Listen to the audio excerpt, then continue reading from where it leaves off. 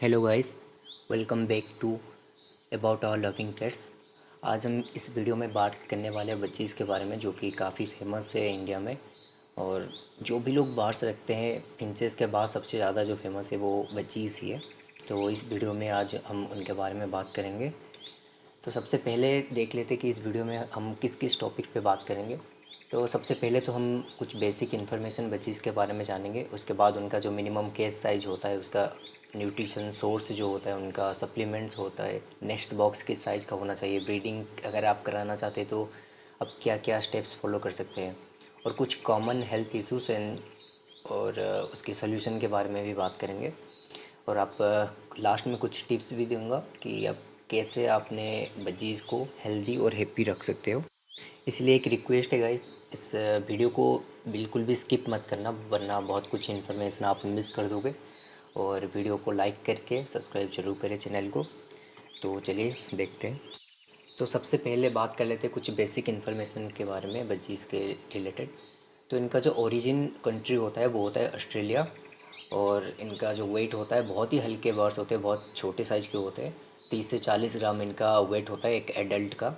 और साइज जो होता है, लेंथ यानी उनका जो बीक होता है वहाँ से लेके टेल के लास्ट एंड तक, वो 18 to 20 सेंटीमीटर होते हैं। और जो उनका विंग स्पान है, जब विंग्स अपना ओपन कर देते पूरा, तो उसका जो लेंथ होता है वो 30 सेंटीमीटर के आसपास होता है। और ये कैप्टिविटी में 7 से 15 साल जी लेते हैं। और वाइल्ड में तो मतलब लगभग 5 साल से 7 साल ही जी पाते हैं। और जैसे कि सारे जितने भी बार्ड्स हैं वो कैप्टिविटी में ज़्यादा जीते हैं, क्योंकि इन्हें यहाँ पे खाने की कमी नहीं होती, इनका कोई प्रीडेटर की डर नहीं होता यहाँ पे। और खाने की बात करें तो ये इनका जो डाइट होता है वो ओमनीवोर होता है, यानी वैसे तो ये ज़्यादातर हर्बीवोर होते हैं, मतलब सीड वगैरह खाते हैं, वेजिटेबल्स खाते हैं, लीव्स खाते हैं। लेकिन छोटे मोटे कीड़े भी खा लेते हैं, तो एक तरीके से ओमनीवोर भी बोल सकते हैं इन्हें। और इनका बिहेवियर है जो, वो लिटिल बिट अग्रेसिव रहता है। थोड़े बहुत बाइट करने वाले वजीज़ भी आपको देखने के लिए मिल जाएंगे। और हैबिटेट की बात करें, यानी ऑस्ट्रेलिया में ये कैसी जगह पे रहते हैं, तो जो ग्रास लैंड होता है, ओपन फॉरेस्ट होता है, और जो ग्रासी वुडलैंड वगैरह होता है, मतलब जो समझ लीजिए जो ग्रीनरी एरिया होता है, वहाँ पे ही ये ज़्यादा देखने के लिए मिलते हैं। तो अभी सबसे पहले बात कर लेते हैं हम इनके जो मेल और फीमेल के बीच में जो डिफरेंस होता है। काफ़ी लोग इसमें बहुत ज़्यादा कंफ्यूज होते हैं, क्योंकि यूट्यूब में आप काफ़ी वीडियोस देखेंगे तो बोलते हैं कि, कुछ लोग बोलते हैं कि इनका जो सिरी होता है, यानी इनके जो बीक के ऊपर जो पोर्शन होता है, आप देख सकते हैं पिक्चर में, अगर ये ब्लू कलर का होता है तो काफ़ी लोग बोलते हैं कि ये मेल है, काफ़ी बोलते हैं फीमेल है। तो बहुत कन्फ्यूजन हो रखा है। तो यहाँ पे एक ये चार्ट के देख के आप एकदम क्लियरली समझ सकते हैं कि मेल कैसे दिखते हैं और फीमेल कैसे दिखते हैं। जो सबसे यंग मेल होते हैं, यानी जो अभी अभी जो नेस्ट बॉक्स से या फिर मटकी से बाहर आए, उनका जो सिर है, यानी जो बीक के ऊपर जो पोर्शन होता है, जिसका कलर देख के हम डिसाइड करते हैं कि भाई जी मेल है या फीमेल, उसको बोलते हैं सिर है, CERE। सो यंग मेल जो होते हैं उनका सिर का कलर आप देख सकते हैं, पर्पल टाइप के कलर का होता है। एक कई लोग इसे पिंकिश भी बोलते हैं, तो इस कलर का होता है उनका सिर का कलर। और जब ब्रीडिंग करने के एज में आ जाते हैं वो, तब उनका जो कलर है वो डार्क ब्लू कलर का हो जाता है। और जब वो मेच्योर हो जाते हैं, यानी ब्रीड करने के बाद भी और कई साल जब गुजर जाते हैं, उसके बाद उनका सिर का कलर जो है डार्क वायलेट कलर का हो जाता है। उसके बाद आते हैं फीमेल्स के ऊपर। तो फीमेल्स का जो यंग फीमेल्स का, यानी जो अभी अभी नेस्ट बॉक्स या मटकी से निकले, उनका सिर का कलर भी ब्लू होता है। तो यहाँ पे ही सबसे ज़्यादा कन्फ्यूजन होता है, क्योंकि लोग जो ब्रीडी मेल है और यंग फीमेल है उसके बीच में कंफ्यूज हो जाते हैं। उनको लगता है कि ये सेम ही कलर है, लेकिन ऐसा नहीं होता। अगर हल्का ब्लू कलर है तो वो यंग फीमेल है, और अगर डार्क ब्लू कलर है तो वो ब्रीडी मेल है। तो यहाँ पर ही सबसे ज़्यादा कन्फ्यूजन होता है। तो आज आपका कन्फ्यूजन दूर हो गया होगा, अगर आपको पहले से ही कन्फ्यूजन था तो। और जो ब्रीडी फीमेल होते हैं, उनका सिरे का कलर जो होता है वो ब्राउन कलर का होता है। और जैसे ही वो मेच्योर होते हैं, वो धीरे धीरे वाइट की तरफ चलता जाता है, मतलब वाइट हो जाता है उनका सिरे लगभग। अभी देखिए, ये जो बजीज़ है ये तो एक स्पीसीज़ है, लेकिन इनके अंदर भी बहुत सारे म्यूटेशंस है। और जो लोग म्यूटेशंस के बारे में नहीं जानते, वो जो शॉपकीपर्स है चाहे ब्रीडर्स है, वो सारे बजीज़ को एक ही रेट में सेल कर देते हैं। लेकिन जो लोग इसके बारे में नॉलेज रखते हैं, वो जो डिफरेंट जो कम मिलने वाले म्यूटेशन होते हैं उन्हें हाई प्राइस में सेल करते हैं। तो यहाँ कुछ म्यूटेशन के वैसे तो उनके बहुत सारे म्यूटेशन हैं, लेकिन एग्जांपल के तौर पे यहाँ पे कुछ म्यूटेशन मैंने पिक्चर ऐड किया है। सबसे कॉमन वाला जो है वो आप सबसे पहले देख सकते हो, वाइल्ड बर्जीज जो होता है ये सबसे कॉमन होता है। और फिर देख सकते हैं फेलो बजी। इनका जो म्यूटेशन जो जो देख के हमें पता लगता है वो इनके फेदर के ऊपर, यानी जो इनका विंग्स और फेदर्स के ऊपर जो मार्किंग होती है उसको देख के पता लगता है कि ये कौन से म्यूटेशन के हैं। तो जैसे कि देख सकते हैं कि जो फेलो बजीज है इनका विंग्स के ऊपर जो है मार्किंग वो काफ़ी ब्लर्स आपको दिखाई देगा, तो उन्हें बोलते हैं फेलो बजीज। और लुटिनो बजीज यानी जो कम्प्लीटली येलो कलर के होते हैं उन्हें बोलते हैं लुटिनो बजीज। और एल्बिनो बजीज यानी जो कम्प्लीटली वाइट कलर के होते हैं उन्हें बोलते हैं एल्बिनो बजीज। और होलैंड बजीज ये नॉर्मल बजीज की तरह ही होती है, लेकिन इनका साइज़ थोड़ा उनसे बड़ा होता है तो उन्हें बोलते हैं होलैंड बजीज। फिर आते हैं होगोरोमो बजीज, ये काफ़ी एक्सपेंसिव कैटेगरी में आते हैं। इनका जो विंग्स है उसके ऊपर एक फेदर की मदद से ही एक फ्लावर जैसा बना हुआ होता है दोनों साइड, और कई कई बार सर के ऊपर भी एक फ्लावर जैसा बना होता है, तो ये काफ़ी एक्सपेंसिव कैटेगरी में आते हैं। तो ये है होगोरोमो बजीज। फिर आते हैं शो या एग्जीबिशन बजीज। ये ज़्यादातर जो अमेरिकन पीपल्स होते हैं वो इन्हें रखना पसंद करते हैं। इनका जो फेदर आप देख सकते हैं बीक के चारों ओर, जो इनका बीक रहता है उसके चारों ओर बहुत ही लंबे लंबे और घने बाल होते हैं, तो काफ़ी अट्रैक्टिव भी दिखते हैं ये। फिर आते हैं क्रेस्टेड बजीज। क्रेस्टेड यानी उनके सर के ऊपर ऐसे थोड़ा क्राउन जैसा होगा, आप देख के समझ सकते हैं छपरी लोग की तरह इनके भी सर के ऊपर थोड़ा बाल ऐसे तैसे होता है, तो इन्हें बोलते हैं क्रेस्टेड बजीज। फिर आते हैं पाइड बजीज। पाइड बजीज में आप देख सकते हैं कि उनका जो विंग्स है उसमें काफ़ी जगह आपको खाली दिखाई देगा, यानी कोई भी मार्किंग आपको नहीं दिखाई देगा, तो ऐसे बजीज को बोला जाता है पाइड बजीज। फिर आते हैं रेनबो बजीज। रेनबो बजीज मतलब इसका कलर ही इसका खासियत है, आप देख सकते हैं सारे बजीज से इसका कलर कितना ज़्यादा डिफरेंट है, तो इसके लिए इसको रेनबो बजीज बोला जाता है। वैसे ये भी काफ़ी एक्सपेंसिव कैटेगरी में आते हैं। फिर आते हैं ओपालाइन बजीज। ओपालाइन बजीज में क्या होता है, जो मार्किंग होता है इनके विंग्स के ऊपर वो काफ़ी डार्क और थिक होता है, और इनके जो विंग्स के लास्ट में जो पोर्शन होता है वो थोड़ा वाइटिश कलर का होता है, और इनके गर्दन के पीछे की तरफ जो मार्किंग होता है वो थोड़ा थोड़ा सा जैसे ब्लड जैसा होता है, मतलब एकदम क्लियर नहीं होता वो, तो उन्हें बोला जाता है ओपालाइन बजीज। फिर आते हैं ग्रे बजीज। ये तो मतलब बहुत ही ज़्यादा एक्सपेंसिव कैटेगरी में आते हैं ग्रे बजीज। आप नाम देखते ही समझ सकते हैं कि इनका कलर ग्रे है, इसके लिए उन्हें ग्रे बजीज़ कहा जाता है। तो ऐसे ही बहुत सारे बजीज़ है, बहुत सारे बजीज़ की कैटेगरी है। मैं बस आपको ये दिखाना चाहता था कि अगर आपको इनमें से कोई भी तरह का बजीज़ दिखे तो कंफ्यूज ना हो कि ये बजीज़ नहीं है या कोई और बर्ड है। ये दिखते अलग अलग तरह के हैं काफ़ी ज़्यादा, जैसे कि सो बजीज़ हो गया या फिर होगोरोमो बजीज़ हो गया, ये सारे बजीज़ से बहुत अलग ही दिखते हैं, लेकिन होते ये बजीज़ ही है।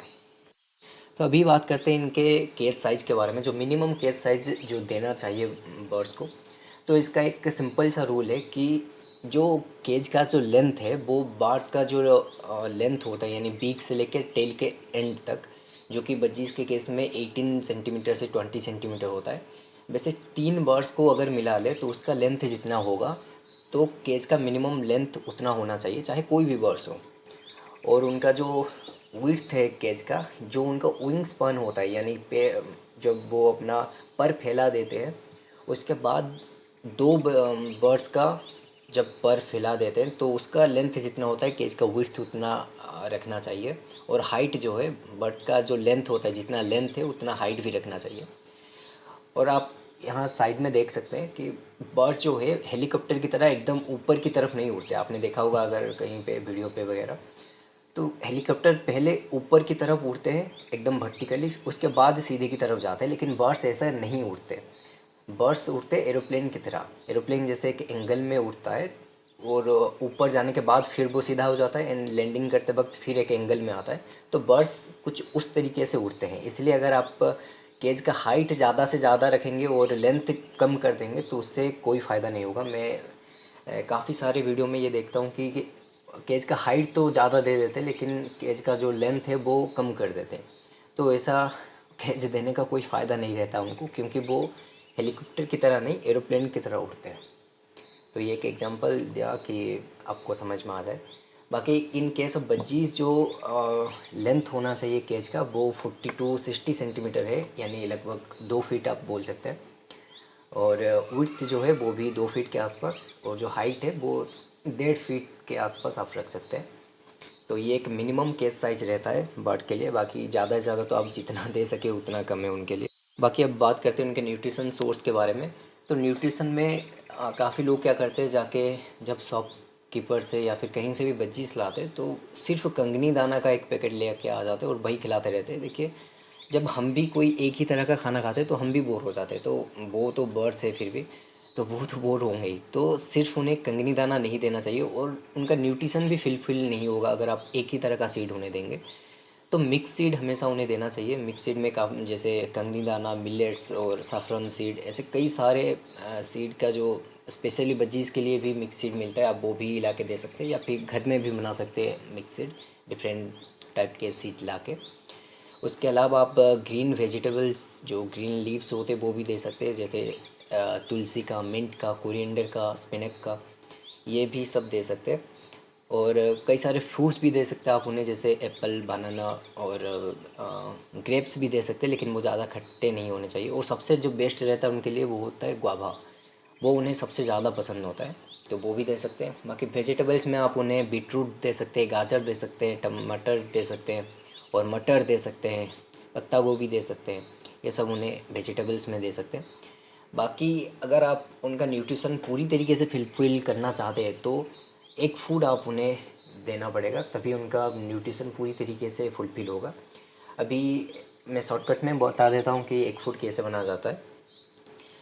तो पहले जो एग को है उसको बॉईल करना होता है। बॉईल करने के बाद उसको कद्दूकस में एकदम बारीक बारीक कर देना होता है। उसके बाद आप चाहे तो ब्रेड में या फिर राइस में उन्हें मिला के वो अंडा, उसके साथ साथ कुछ सप्लीमेंट्स जैसे कि कैल्शियम हो गया, मल्टीविटामिन होगा, जिसके बारे में हम अभी आगे बात करेंगे, वो सब भी मिला के दे सकते हैं। इससे उनका जो प्रोटीन होता है एग का वो उन्हें मिलता है और एक हेल्दी फूड होता है। कि जो सर आप देख रहे होंगे कि जो बर्ड ब्रीडर्स है वो ज़्यादातर उन्हें एक फूड देते हैं बर्ड्स को, ताकि वो हेल्दी भी रहें और ब्रीडिंग भी अच्छी तरीके से करें। तो उनके न्यूट्रिशन के लिए आप कम से कम उन्हें मिक्स सीड तो दें ही। उसके बाद कभी कभी बीच बीच में ज़्यादा भी उन्हें हरी पत्ती नहीं देना चाहिए, वरना लूज मोशन वगैरह लग जाते हैं। उसके बारे में भी हम आगे वीडियो में बात करेंगे। और फ्रूट वेजिटेबल वो तो आप थोड़ी थोड़ी मतलब दे सकते हैं, हफ्ते में 2-3 बार ऐसे कुछ। उसके बाद अभी बात करते हैं इनके सप्लीमेंट के बारे में। अगर आप उन्हें सिर्फ मिक्स सीड ही दे रहे हैं, बाकी कुछ अगर नहीं दे रहे हैं, तो आपको ज़रूरत पड़ सकती है सप्लीमेंट देने की, ताकि उनके बॉडी का जो कैल्शियम की नीड है, जो विटामिन्स की नीड है, उसे आप पूरा कर सकें। तो कैल्शियम के लिए आप जो केटल फिश बोन आता है, जो कि आपको हर पेट शॉप में आराम से मिल जाएगा, आप वो दे सकते हैं। या फिर कैल्शियम का ब्लॉक भी आता है, वो भी दे सकते हैं। या फिर कैल्शियम पाउडर भी आता है, जो कि आप उन्हें उनके सीड में मिला के नहीं दे सकते। उसके लिए आपको एक फूड में देना पड़ेगा मिला के, या फिर कोई फ्रूट या वेजिटेबल अगर आप देते तो उसमें मिला के आपको देना पड़ेगा। बाकी मल्टीविटामिन जो है वो भी, इसके कई सारे सिरप आते हैं और इसका भी पाउडर आता है। तो जिसका एक फेमस नाम है वाइमेराल, और या फिर A to Z। तो ये सब आप उन्हें पानी में मिला के दे सकते हैं। बाकी अगर आपको सप्लीमेंट या फिर ये सब चीज़ कैसे दी जाती है इसके बारे में कुछ जानना है एक्स्ट्रा, तो मैंने पहले से एक वीडियो बना के रखा है, जिसका आई बटन में आपको लिंक मिल जाएगा, जिसमें कि मैंने सारे मेडिसिन और सारे सप्लीमेंट्स कैसे, कितने मात्रा में दी जाती है, कब दी जाती है, वो सब के बारे में मैंने बात किया है। उसके बाद उनका मिनरल भी, आपको जो मिनरल की नीड है वो भी आपको पूरा करने के लिए उनको मिनरल जो ग्रीट आता है, ग्रीट यानी जैसे छोटे छोटे पत्थर बोल सकते हैं आप, छोटे छोटे बालू वगैरह ऐसा दिखता है वो। और बाहर जब नेचुरली जंगल में होते हैं वो खाते हैं, मिट्टी खाते हैं, ताकि उनका डाइजेशन भी वो इम्प्रूव करता है। तो आप वो मिनरल ग्रीट दे सकते हैं, या मिनरल ब्लॉक भी आता है तो आप वो भी उन्हें दे सकते हैं। अभी बात करते हैं कुछ एक्स्ट्रा सप्लीमेंट के बारे में। ये आपके पास अगर हो तो बेहतर है, जैसे कि डाइजेस्टिव मेडिसिन। अगर उनको लूज मोशन लग जाएगा तो आपको ये मेडिसिन बहुत काम आने वाला है। उसके बाद मोरिंगा पाउडर, यानी जो ड्रम स्टिक होता है पेड़, जिसे इंग्लिश में ड्रम स्टिक बोलते हैं, उसका जो पत्ता होता है उसका सुखा के पाउडर बना के देते हैं। ये अब कोई भी बार्ड को दे सकते हैं, ये बहुत ही हेल्दी होता है उनके लिए, और स्पेशली कैल्शियम का नीड पूरा करता है उनका, और बहुत अच्छा होता है बार्ड्स के लिए ये। फिर बात करते हैं लीवर टॉनिक के बारे में। अभी आपको ये सुन के हंसी आ रही होगी, लेकिन बर्ड्स को भी, पेट्स को भी लीवर टॉनिक दिया जाता है। ये इतना मैंडेटरी नहीं होता, लेकिन अगर आप उनको पूरा हेल्दी रखना चाहते हैं तो आप दे सकते हैं। बाकी हैंड फीडिंग फार्मूला की बात करते हैं तो ये जनरली तो बच्चों को खिलाया जाता है। जो लोग जो बच्चे मतलब खुद नहीं खा पाते उनको ये खिलाया जाता है गर्म पानी में मिला के। लेकिन अगर आपका बर्ड कभी बीमार हो गया और वो खुद से कुछ नहीं खा रहा, तो आप आपके पास अगर ये है तो आप बना के उसे खिला सकते हैं। वैसे घर में भी बना सकते हैं ये, उसके ऊपर अगर हो सके तो मैं बाद में कोई वीडियो डाल दूँगा। उसके बाद ओआरएस, गर्मियों के दिनों में अगर उनके पानी में आप ओआरएस मिला के देते हैं तो बहुत अच्छा रहता है, क्योंकि कई सारे बर्ड्स जो है गर्मी की वजह से, लू लगने की वजह से भी मर जाते हैं। उसके बाद आता है ड्यूवर्मर। जैसे इंसानों में वर्म हो जाते हैं पेट में, उसके लिए दवाई खाते हैं, डॉग्स में हो जाते हैं, कैट्स में हो जाते हैं, वैसे बर्ड्स में भी हो जाते हैं। तो ड्यूवर्मर आपको 4 महीने में एक बार यूज करनी चाहिए बर्ड्स के ऊपर। ये एक सींची जो है ये बहुत रहता है, इसमें कुछ मात्रा पानी में मिला के देना रहता है। आप वो जो आई बटन में वीडियो है वो देख सकते हैं इसके लिए, इसके ऊपर अगर ज़्यादा जानकारी जाननी है तो आपको। डीवर्मर क्या करता है, उनके पेट में जो वर्म है उनको मार देता है, ताकि जो भी वो खाए उसका पूरा न्यूट्रिशन उन्हीं को मिले, और कोई वर्म वगैरह उनका न्यूट्रिशन ना ले ले। तो अभी बात कर लेते हैं जो उनका नेस्ट बॉक्स होता है या फिर मटकी अगर आप देंगे तो वो कैसा होना चाहिए। तो देखिए, बर्ड्स के साइज़ के हिसाब से ये मैटर करता है। तो बजीज़ के बारे में अगर हम बात करें तो जो नेस्ट बॉक्स की जो लेंथ है वो 20 सेंटीमीटर होना चाहिए, जो विड्थ है वो 15 सेंटीमीटर, और हाइट 15 सेंटी होना चाहिए। और जो एंट्री होल रहता है नेस्ट बॉक्स में, जहाँ से बर्ड एंट्री करते हैं, वो बर्ड के बॉडी के साइज़ के हिसाब से वेरी करता है। लेकिन बजीज के साइज़ के हिसाब से वो 3 सेंटीमीटर का एक रेडियस के हिसाब से अगर एक होल हो तो उन्हें आसानी रहती है अंदर जाने में, बाहर आने में। और मेक श्योर करें कि जो उनका अंदर बाहर जाने आने का जो होल है उसके आगे एक स्टिक भी हो, ताकि अगर वो कभी फ्यूचर में ब्रीडिंग वगैरह करते हैं तो उस स्टिक में बिठा के वो अपने बच्चों को खिला सके, तो उनके लिए थोड़ा कंफर्टेबल रहता है। बाकी यहाँ ऊपर आप देख रहे होंगे लिखा है कि लिटिल कर्वी बॉटम। ये मैंने इसलिए लिखा है क्योंकि जो लकड़ी के नेस्ट बॉक्स होते हैं, अ, वो क्या होता है, नीचे से एकदम फ्लैट हो जाते हैं। तो जब अगर वो एग ले वगैरह करते तो इधर उधर एग चले जाते हैं। जब वो एग को गर्म करने के लिए उनके ऊपर बैठते तो इधर उधर एग ना जाए, इसके लिए थोड़ा सा लकड़ी में ही थोड़ा सा कर्वी अगर आप बना लें तो थोड़ा आसानी रहती है। बाकी कुछ होल्स भी होनी चाहिए, चाहे वो नेक्स्ट बॉक्स हो या मटकी हो, दोनों में होल होनी चाहिए वेंटिलेशन के लिए। बाकी मटकी जो है उसका आपने, आप देख रहे होंगे नीचे लिखा है नियरली फ्लैट बॉटम। तो ये जो आप पिक्चर में मटकी देख रहे होंगे, ऐसा मटकी उन्हें नहीं देना है। वैसे मुझे पिक्चर नहीं मिली तो मैंने ये लगा दिया है। बाकी मटकी आप वो दे जो नीचे से थोड़ा सा फ्लैट हो, ताकि उन्हें सरफेस एरिया ज़्यादा मिले। और ऊपर से हमेशा मटकी बंद रखें ताकि कोई छिपकली वगैरह या फिर बारिश अगर हो तो वो उन्हें परेशान ना कर सके। और वेंटिलेशन भी इसमें भी देना ज़रूरी है। और इसका भी जो साइज़ है वो हाइट में 20 सेंटीमीटर होना चाहिए, और जो लेंथ है वो होना चाहिए 15 सेंटीमीटर मिनिमम। और एंट्री होल तो भाई सेम है, 20 सॉरी 3 सेंटीमीटर का रेडियस, 3 सेंटीमीटर का रेडियस। अभी बात कर लेते हैं नेस्टिंग मटेरियल के बारे में कि आप उन्हें क्या दे सकते हैं। तो बजीज़ के लिए तो वैसे सबसे बेहतरीन रहता है ये वुड सेविंग्स, क्योंकि बजीज़ ऐसे जो ड्राई स्ट्रॉस होते हैं या कोको फाइबर होते हैं उनमें नेस्टिंग करना पसंद करते नहीं है। लेकिन अगर आप पहले से ही मटकी में डाल के रखोगे तो कई केसेस में वो बाहर निकल के फेंक भी देते हैं। लेकिन फिर भी आप ये उन्हें दे सकते हो नेस्टिंग के लिए, अगर उनका मन करे तो वो कर सकते हैं। लेकिन सबसे बेस्ट जो रहता है उनके लिए वो होता है वुड सेविंग।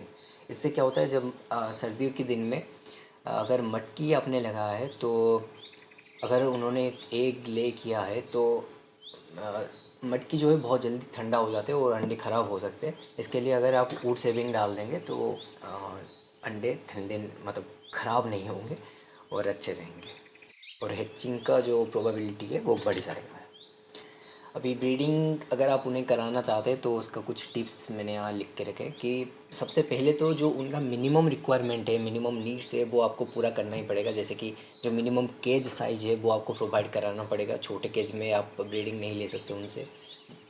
उनको हाईली न्यूट्रिशन फूड खिलाना पड़ेगा। और अगर आप ब्रीडिंग कराना चाहते हैं स्पेशली, उसके लिए तो आपको एग फूड देना ही है।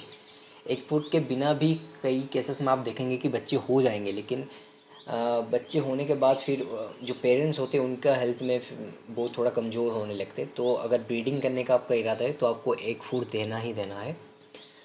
और अगर आप वो नहीं देना चाहते तो वेजिटेबल्स और जो फ्रूट्स और जो लीफी चीज़ बताया जो उन्हें दे सकते हैं आप, वो दे सकते हैं। तो आपको एग फूड देने की ज़रूरत नहीं पड़ेगी अगर आप वेजिटेरियन है इन केस। उसके बाद रेगुलर सप्लीमेंट भी उन्हें देना ज़रूरी है। अगर आप उन्हें हाईली न्यूट्रिशन फूड नहीं दे रहे हैं, यानी जो वेजिटेबल्स है, फ्रूट्स है, ये सब नहीं दे रहे, और उसके साथ साथ अगर आप एक फूड भी नहीं दे रहे, तो उन्हें सप्लीमेंट देना बहुत ही ज़रूरी हो जाता है। जैसे कि मैंने पहले बताया, जो कैल्शियम के डोज है, मल्टीविटामिन के डोज है, वो उन्हें देना ज़रूरी हो जाता है। उसके बाद उन्हें प्राइवेसी देना बहुत ज़रूरी हो जाता है नंबर 2 पॉइंट पे। और मेक श्योर करना है आपको कि कोई भी बिल्ली, कुत्ता या फिर छिपकली वगैरह उनके केस के आसपास ना आए जो उन्हें डरा सकती है, या चूहा भी नहीं। अगर वो डर जाते तो वो ब्रीडिंग बंद कर देते हैं, या फिर अगर अंडे दिए भी रहते तो अंडे नेस्ट बॉक्स या मटकी से बाहर निकाल के फेंक देते हैं। तो आपको ये मेक श्योर करना है। उसके बाद अगर पॉसिबल हो सकता है तो आप उनके जो नेस्ट बॉक्स है, सॉरी नेस्ट बॉक्स बोल रहा हूँ, उनके जो केज है उसे ऐसी जगह पे रख सकते हैं जहाँ सुबह के 1.5-2 घंटे की धूप उन्हें मिले, जो कि उनके हेल्थ के लिए काफ़ी अच्छा होता है। लेकिन ऐसा ना करें कि बार बार आप केज को लेके सनलाइट में रख रहे, फिर दोबारा जब सनलाइट चली जा रही फिर आके घर में रख रहे। ऐसा बार बार उनका जगह चेंज मत कीजिएगा, वो परेशान हो जाएंगे, उनको प्राइवेसी भी नहीं मिलेगा। इसलिए जहाँ भी केज रखना है फ़िक्स रखें। अगर नहीं हो सकता है ये तो कोई बात नहीं, लेकिन अगर हो सकता है तो सनलाइट में ही रखिए वहाँ पे। और दिन भर सनलाइट अगर उन्हें मिलता है तो वो भी अच्छी बात नहीं है, सिर्फ सुबह का सनलाइट। तो ऐसे खिड़की वगैरह के पास आप उनके केज को टांग सकते हैं।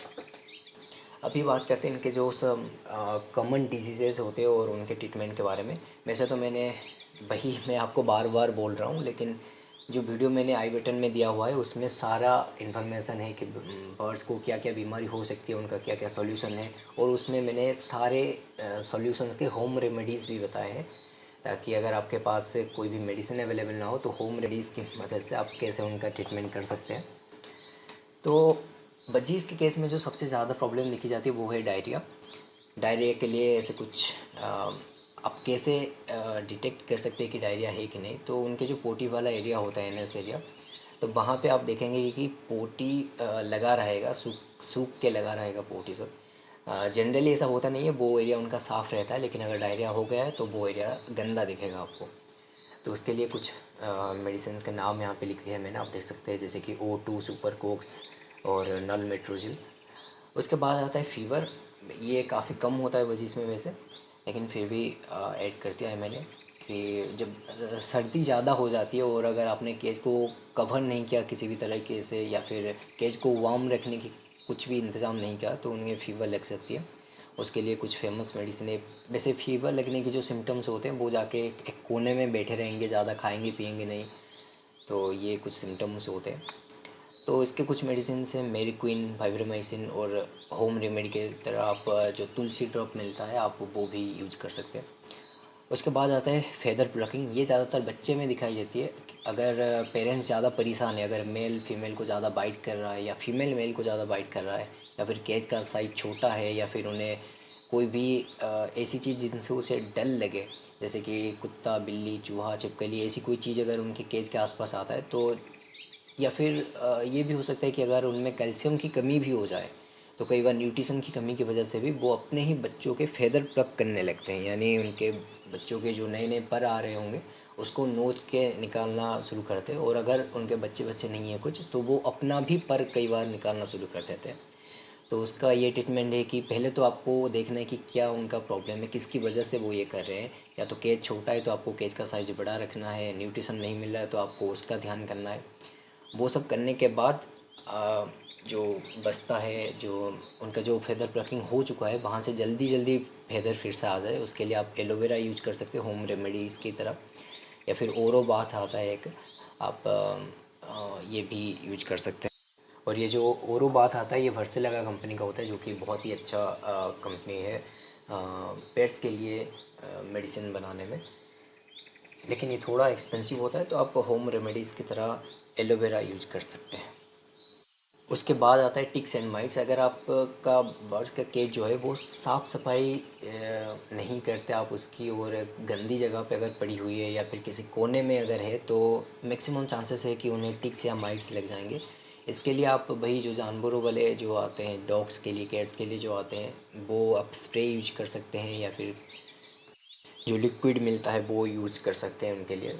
पाउडर भी मिलता है, स्प्रे भी मिलता है, लिक्विड भी मिलता है, वो आप यूज़ कर सकते हैं उनके ऊपर, ताकि जो टिक्स और माइट्स है वो उनके बॉडी से निकल जाए। और कई बार टिक्स और माइट्स की वजह से उनकी जान भी जा सकती है, तो बी केयरफुल। अभी कुछ चीज़ों के बारे में बात करते हैं, जैसे कि अगर आप एक शॉप से बाय करने जा रहे हैं, या फिर एक कोई ब्रीडर है उनसे आप अगर बाय करना चाह रहे हैं, तो कुछ टिप्स है कि जो बर्ड्स फूल कर बैठे हुए हैं, मतलब उनका पर फुला के बैठे हुए हैं, वो बर्ड्स आप कभी ना बाय करें। या फिर जिनका आँख थोड़ा वाटरी फ्लूइड आ रहा है जिनके आँख से, वैसे बर्ड बीमार होते हैं, उनका मरने की चांसेस बहुत ही हाई होता है, तो वो बर्ड्स आप बाय ना करें। या फिर जिनको डायरिया हो गया हो, जिनका जो एनल एरिया होता है उसके आसपास का एरिया साफ़ ना हो, वो बर्ड्स भी आप बाय ना करें। अगर बर्ड एक्टिव नहीं है, कहीं भी किसी भी जगह पे बैठा हुआ है सिर्फ, तो वो भी आप बाय ना करें तो बेहतर रहेगा। या फिर अगर किसी बर्ड का फेदर प्लक हो चुका है किसी एरिया का, गर्दन के आसपास का, या फिर जो उसका विंग्स होता है उसके ऊपर का अगर पर नहीं है, तो वो भी बर्ड आप बाय ना करें। और अगर आप जहाँ पे ख़रीदने जा रहे हैं, अगर वहाँ पे केज उनका साफ़ सफाई नहीं है, तो उनके बॉडी में कोई माइट्स हो सकते हैं, या फिर कोई बीमारी भी हो सकती है उनके बॉडी में, तो वो भी आप ना ही लाएँ, उनके मरने का चांसेस भी हाई रहता है। और हमेशा सेमी अडल्ट बर्ड बाय करने की देखिएगा, क्योंकि ये उनका मरने का चांसेस सबसे कम होता है। जो एडल्ट अगर ला रहे हैं तो उनको एक्चुअली में आपको तो नहीं पता कि कितना साल उनको हो चुका है, उस बर्ड को हो चुका है। लेकिन अगर ज़्यादा एडल्ट है, जैसे कि आप देख सकते हो उनका सीरी का जो कलर है, वही देख के आपको पता लग सकता है कि उनका एडल्ट है कि नहीं है। बाकी उनके आँख के अंदर एक रिंग बनता है, वो रिंग का कलर जितना डार्क होता जाएगा आपको पता लगेगा कि ये उतना ही ज़्यादा मतलब मेच्योर हो चुका है, उतना ज़्यादा ओल्ड एज का हो चुका है। तो वो देख के भी आपको पता लग सकते हैं। और ऐसे बर्ड्स खरीदें जो कि सेमी अडल्ट हो, यानी जिनका बिग का साइज जो मैंने बताया, मेल्स का थोड़ा हल्का ब्लू कलर का हो, और सॉरी डार्क ब्लू कलर का हो मेल का। मैं भी कई बार कंफ्यूज हो जाता हूँ इसमें। और फीमेल का जो कलर है वो ब्राउन कलर का हो, तो वो एक अच्छा टाइम रहता है उन्हें बाय करने का और उन्हें घर में लाने का। तो इस वीडियो में हमने काफ़ी सारी चीज़ें बात की बजीज़ के बारे में।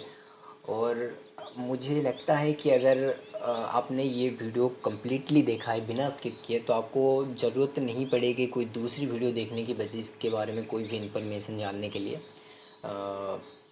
सिवाय सिवाय इसके कि अगर आप उसके म्यूटेशंस के बारे में और जानना चाहते हैं, तो आपको दूसरी वीडियो देखनी पड़ सकती है। वरना लगभग सारी इन्फॉर्मेशन बजीज़ के रिलेटेड मैंने इस वीडियो में कवर कर लिया है। और अगर आप चाहते हैं तो उनके म्यूटेशन से रिलेटेड भी जो एक नई वीडियो में बना सकता हूँ। अगर आप चाहते हैं तो वो कमेंट ज़रूर करें, तो मैं अगली वीडियो उसके ऊपर ही बना दूँगा, जो बजीज़ के म्यूटेशंस के बारे में, कि कैसे आप पहचान सकते हैं और आ, कौन से म्यूटेशन ज़्यादा महंगे होते हैं, इसके बारे में। तो वीडियो को यहीं पे ख़त्म करते हैं, वैसे भी वीडियो काफ़ी ज़्यादा लंबा हो रहा है। तो फिर मिलते हैं अगले वीडियो में। Till then bye bye, thank you.